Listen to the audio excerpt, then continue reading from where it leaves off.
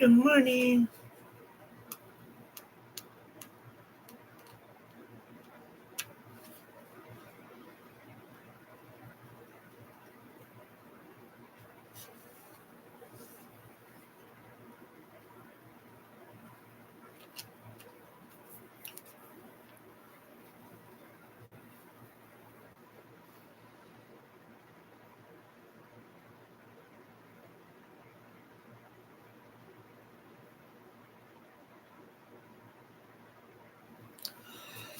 Oh, what a day, what a day. I could really take a nap, but I decided I needed to do a meeting. I haven't done a meeting in a few weeks, so I kind of fell off of wanting to do them, but I'm back.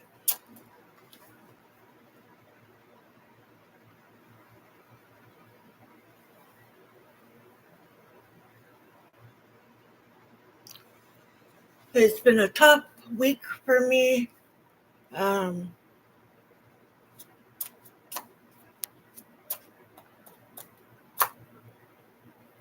Anyways, I'll explain that later.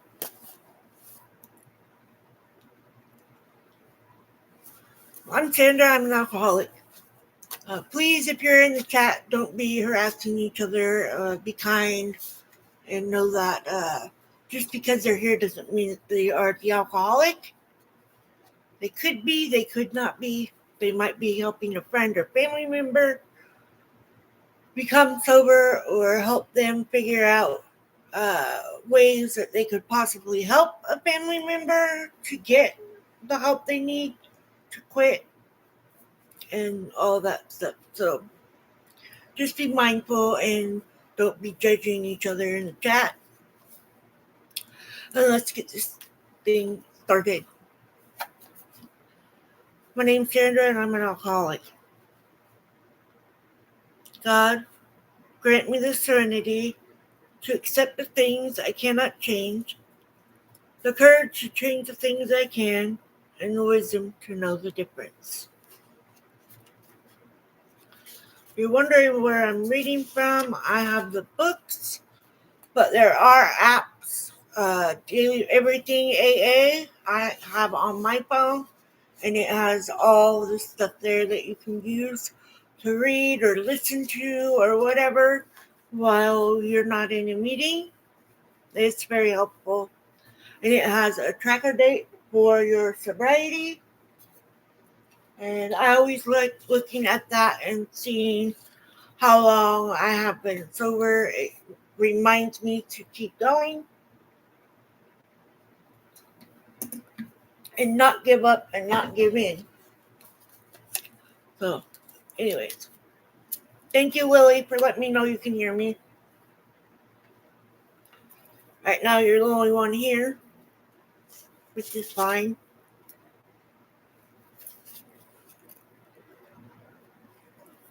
So I'll get the steps and stuff right in front of the look. Let's go ahead and get into that. 1. We admitted we were powerless over alcohol, that our lives had become unmanageable. 2. Came to believe that a power greater than ourselves could restore us to sanity. 3. Made a decision to turn our will and our lives over to the care of God as we understood Him. 4. Made a searching and fearless moral inventory of ourselves. 5. Admitted to God, to ourselves, and to another human being the exact nature of our wrongs. 6.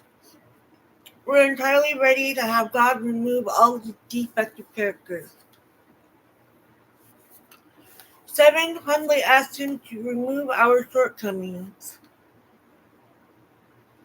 8. Made a list of all persons we had harmed and become willing to make amends to them all. 9. Made direct amends to such people wherever possible, except when to do so would injure them or others. 10. Continue to take personal inventory and when wrong, promptly admit it. 11. Sought through prayer and meditation to improve our contact with God as we understood Him, praying only for knowledge of His will for us and the power to carry that out. 12. Having had a spiritual awakening as a result of these steps, we try to carry this message and to practice these principles in all our affairs. And my eye is twitching and it's driving me bananas. So I know I said a couple of live streams ago that we were on step 5. We are actually on step 6. And under the description of the video, live stream, or whatever, it says more. Click more, and in there it will show you what we're reading, the book, the page, the story, the chapter, the step, the tradition. It'll tell you there what page we're on and all that good stuff. So, step 6. We're entirely ready to have God remove all these defective characters. This is the step that separates the men from the boys. So declares a well-loved clergyman who happens to be one of AA's greatest friends. He goes on to explain that any person capable of enough willingness and honesty to try repeatedly step 6 on all his faults, without any reservations whatever, has indeed come a long way spiritually, and is therefore entitled to be called a man who is sincerely trying to grow in the image of likeness of his own Creator. Of course, the often disputed question of whether God can and will, under certain conditions. Hi, Lisa. Good afternoon. Removing defects of character will be answered with a prompt affirmative by almost any AA member. To him, this proposition will be no theory at all. It will be just about the largest fact in his life. He will usually offer his proof in a statement like this. Sure, I was beaten, absolutely licked. My own willpower just wouldn't work on alcohol. Change of scene, the best effort of family, friends, doctors, clergymen got no place with my alcoholism. I simply couldn't stop drinking, and so human being could seem to do the job for me. But when I became willing to clean house and then ask a higher power, God as I understood him, to give me release, my obsession to drink vanished. It was lifted right out of me.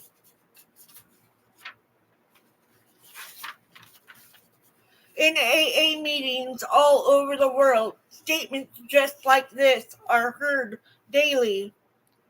It is plain for everybody to see that each sober AA member has been granted a release from his very obstinate and potentially fatal obsession. So, in a very complete and literal way, all AAs have become entirely ready to have God remove the mania for alcohol from their lives, and God has proceeded to do exactly that. Having been granted a perfect release from alcoholism, why then shouldn't we be able to achieve by the same means a perfect release from every other difficulty or defect? This is a riddle of our existence, the full answer to which may be only in the mind of God. Nevertheless, at least a part of the answer to it is apparent to us. When men and women pour so much alcohol into themselves that they destroy their lives, they commit a most unnatural act, defying their instinctive desire for self-preservation. They seem bent upon self-destruction. They work against their own deepest instinct, as they are haunted or humbled by the terrific beating administered by alcohol. The grace of God can enter them and expel their obsession. Here, their powerful instinct to live can cooperate fully with their Creator's desire to give them new life. For nature and God alike abhor suicide, but most of our other difficulties don't fall under such a category at all. Every moral person wants, for example, to eat, to reproduce, to be somebody in the society of his fellows, and he wishes to be reasonably safe and secure as he tries to attain these things. Indeed, God made him that way. He did not design man to destroy himself by alcohol, but he did give man instinct to help him to stay alive. I asked, it is nowhere evident, at least in this life, that our Creator experts or expects us fully to eliminate our intellectual drives. So far as we know, it is nowhere on the record that God has completely removed from any human being all his natural drives. Since most of us are born with an abundance of natural desires, it isn't strange that we often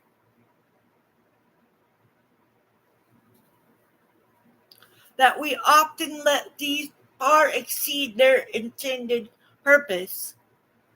When they drive us blindly, or we willfully demand that they supply us with more satisfaction or pleasures than are possible or due us, that is the point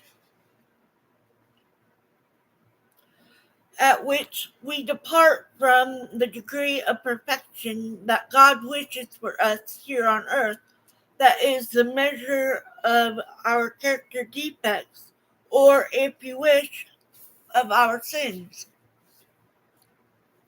If we ask, God will certainly forgive our directness, but in no case does he render us white as snow and keep us that way until our cooperation. That is something we are supposed to be willing to work toward ourselves. He asks only that we try as best we know how to make progress in the building of character. So, step 6, we're entirely ready to have God remove all these defective characters. Is AA's way of stating the best possible attitude one can take in order to make a beginning on this lifetime job.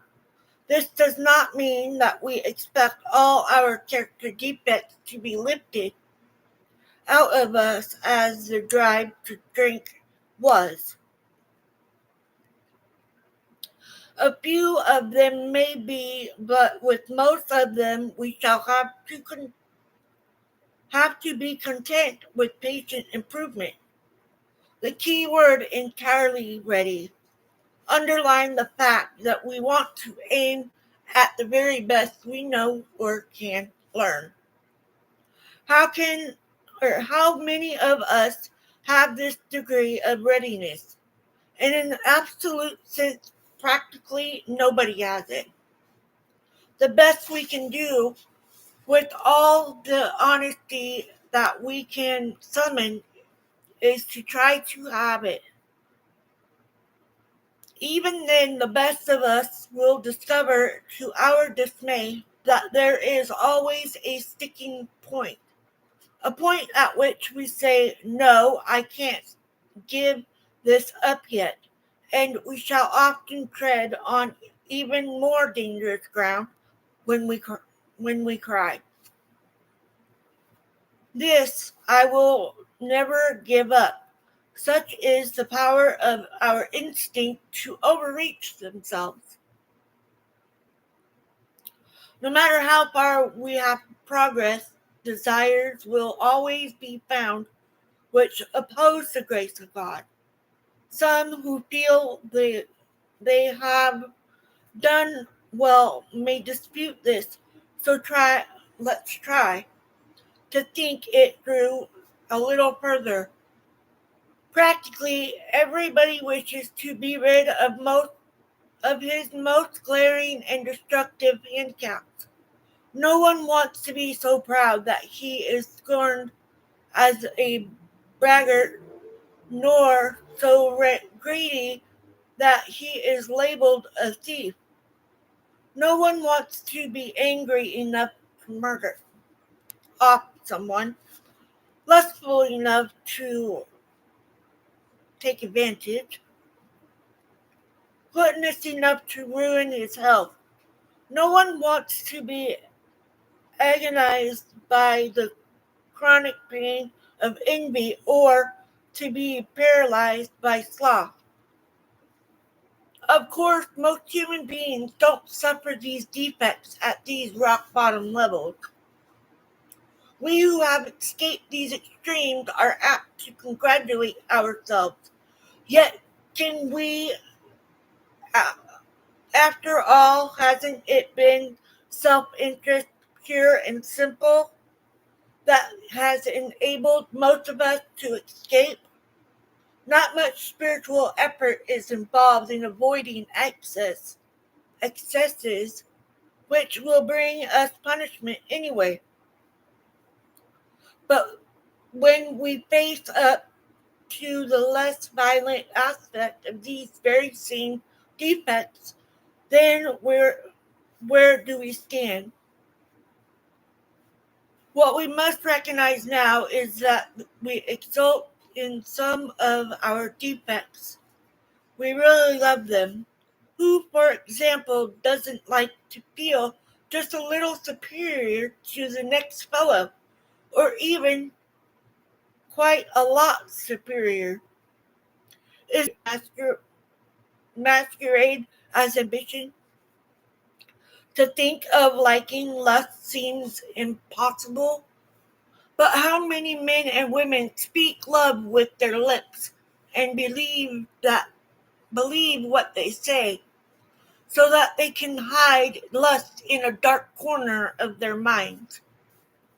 And even while staying within controversial or conventional bounds, many people have to admit that their imaginary sex exertions are apt to be all dressed up as dreams of romance. Self-righteous anger also can be very enjoyable.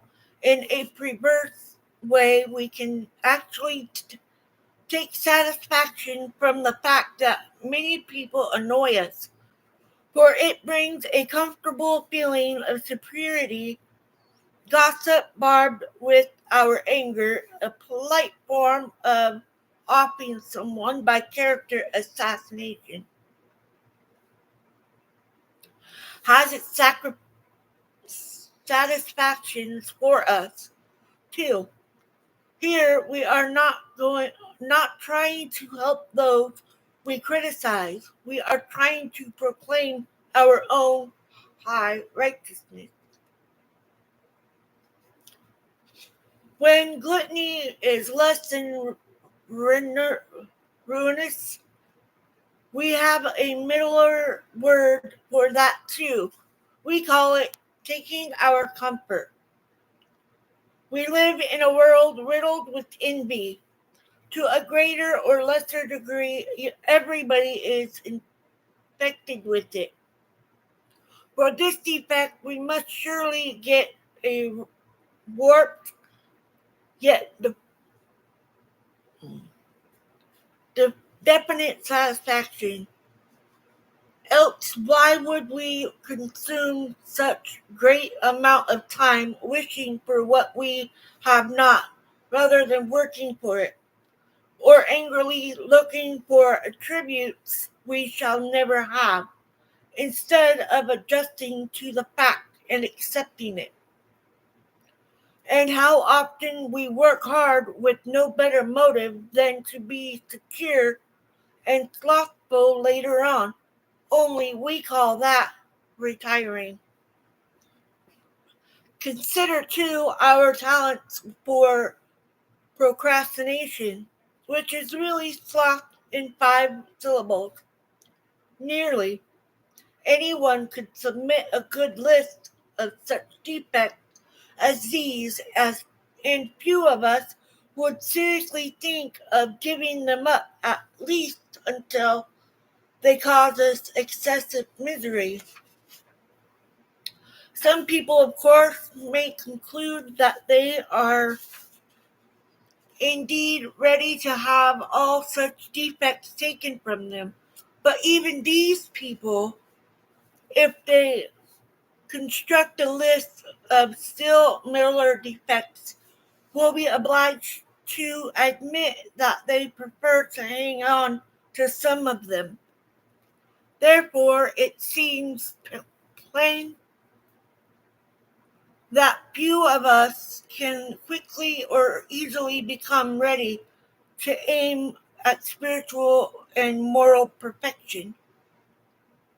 We want to settle for only as much perfection as will get us by in life, according, of course, to our various and sundry ideas of what will get us by.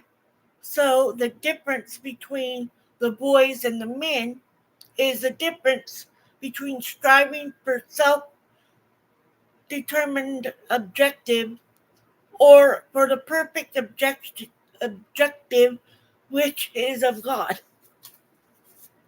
Many will at once ask, how can we accept the entire implication of set 6?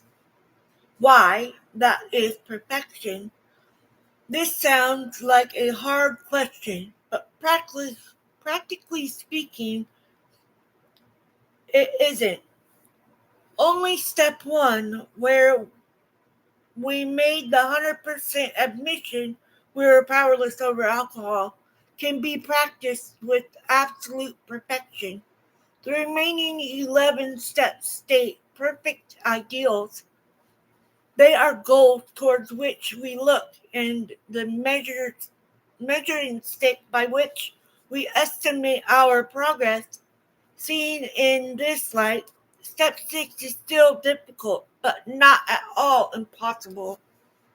The only urgent thing is that we make a beginning and keep trying. If we could gain any real advantage in the use of this step on problems other than alcohol, we shall need to make a brand new venture into open-mindedness. We shall need to raise our eyes towards perfection and be ready to walk in that direction.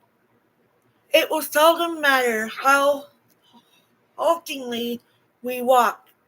The only question will be, are we ready? Looking again at those defects we are still unwilling to give up, we ought to erase the hard and fast lines that we have drawn. Perhaps we shall be obliged in some cases still to say, this I cannot give up yet. But we should not say to ourselves, this I will never give up. Let's dispose of what appears to be hazardous open end we have left. It is suggested that we ought to become entirely willing to aim toward perfection. We note that some delay, however, might be pardoned. That word in the mind of a rationalizing alcoholic can certainly be given a long-term meaning. He could say, however easy, sure, I'll head toward perfection, but I'm certainly not going to hurry any. Maybe I can postpone dealing with some of my problems indefinitely. Of course, this won't do. Such a bluffing of oneself will have to go the way of many other pleasant rationalization. At the very least, we shall have to come to grips with some of our worst character defects and take action towards their removal as quickly as we can. The moment we say no, never, our minds close against the grace of God. Delay is dangerous, and rebellion may be fatal. This is the exact point at which we abandon limited objectives and move towards God's will for us. So, this is basically saying what the whole AA thing is we don't have to rush through all of these steps. The first step is the hardest step, the hardest step you'll ever make, and that's admitting that you're an alcoholic. To a group of people or to one human being, it doesn't really matter. But it's the hardest step because you're making that step on your own, completely on your own. And you don't have to get your steps done like that. I know for me, it took me quite a while to be able to actually grasp what they all meant and understand that it's not telling me I have to, it's telling me I should and that I can eventually. And I agree, never say never, because once you start to think that never is going to come, you can end up out there on that binge again. And that's something I learned quick. That was before I ever went to AA. I said I would never end up back at the bottom of that bottle. And I learned fast that I lied to myself because that's exactly where I ended up, was down at the bottom of the bottle. And it wasn't fun because it took me a while to come back out again. I think I drank for another year. Year and a half, something like that. Either way, I'm glad I found AA. That my friend asked me to meet him at the meeting, and I probably would not be sitting here sober. I may not even be on this planet anymore. So AA has helped me a lot, and they've helped me to know that I need to pass this on to other people because sharing is caring, and it's a gift that I was given for free, and I need to shout it to everybody that might be suffering from alcoholism or drug abuse or abusive relationships or whatever, because some of this stuff could be in those situations and the person may not know it, and maybe they need to hear it. And the part that sucks a lot is we close ourselves off from our family that's been trying to tell us, hey, you're drinking too much. You think you ought to get some help or something? But that made us grudge against them, and when you have that grudge against your family members, it didn't stick for a long time. And I know for me, I was pissed off at everyone and everything when I first quit drinking. I didn't want to be around any of my family. I had no friends. And at that point, I really did not care. Um, I lost the friendship that I had for almost, well, now it's been almost 25 years. But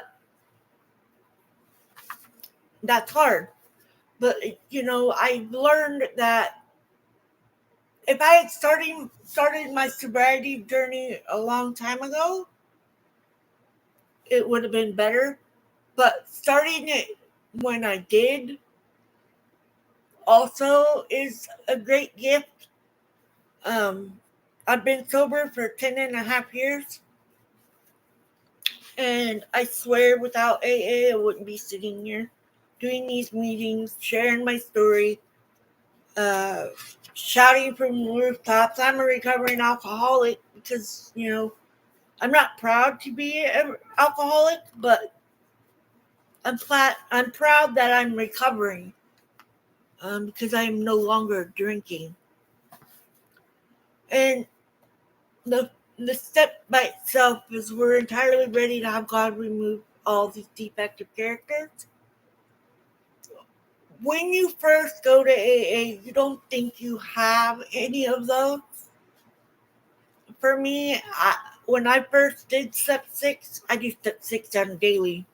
But when I first started doing my steps and I got to all the steps, the first thing I did was try to understand what it meant.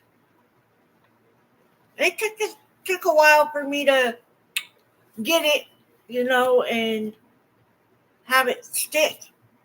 Um, I'm glad that I have made it this far and I work daily on my sobriety because sobriety comes first. Because if I can't go sober, it's not going to be good. And I'm glad I'm sitting here in my sobriety, holding my crap together, barely, but I am.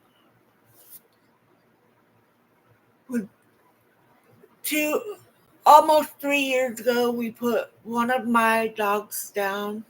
He was sick and he could barely walk anymore, and um, he was just not doing well. And a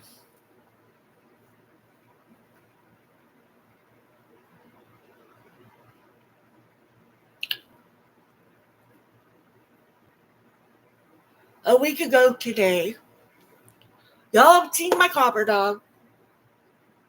I do not any longer have a dog that jumps up when I go live or wants to join in. Um, he went to heaven last week. Today was a week ago. And it's hard.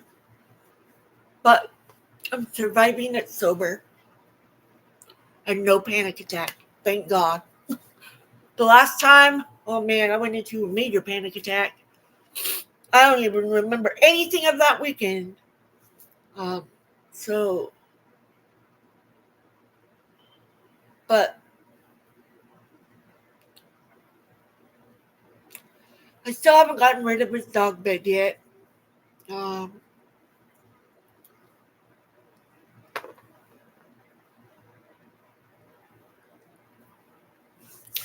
we had to pick his ashes up on Thursday, so he'll be home again. And he'll be with his brother. No, he is with his brother. I had a dream that a couple days ago that he was just fine. Weird. But anyways, I'm gonna read the daily reflection.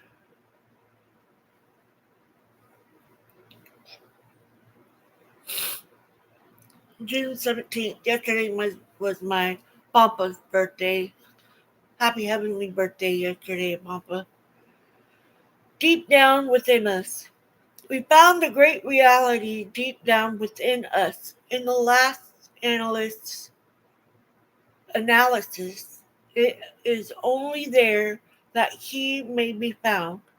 Search diligently within yourself with the attitude you cannot fail. The consciousness of your belief is sure to come to you. Alcoholics Anonymous, page 55. That's going to be in the big book, I think. Mm.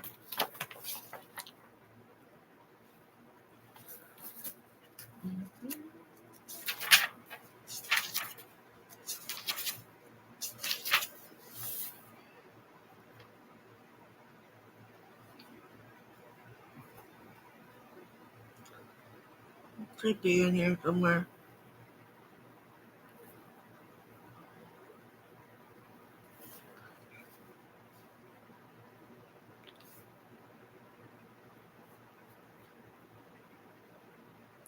Anyway, it was out of the depths of loneliness, depression, and despair that I sought the help of AA. That's me. As I recovered and began to face the emptiness and ruin of my life, I began to open myself to the possibility of the healing that recovery offers through the AA program. By coming to meetings, staying sober, and taking the steps, I had the opportunity to listen with increasing attentiveness to the depths of my soul. Daily, I waited in hope and gratitude for that sure belief and steadfast love I had longed for in my life. In this process, I met my God as I understand Him. Amen.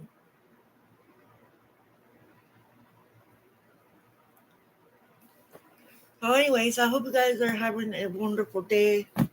Um, but I figured I better do a meeting. I haven't done one for a while. So, God, grant me the serenity to accept the things I cannot change, the courage to change the things I can, and the wisdom to know the difference. Keep going back. It works. It's working. Be safe out there, guys.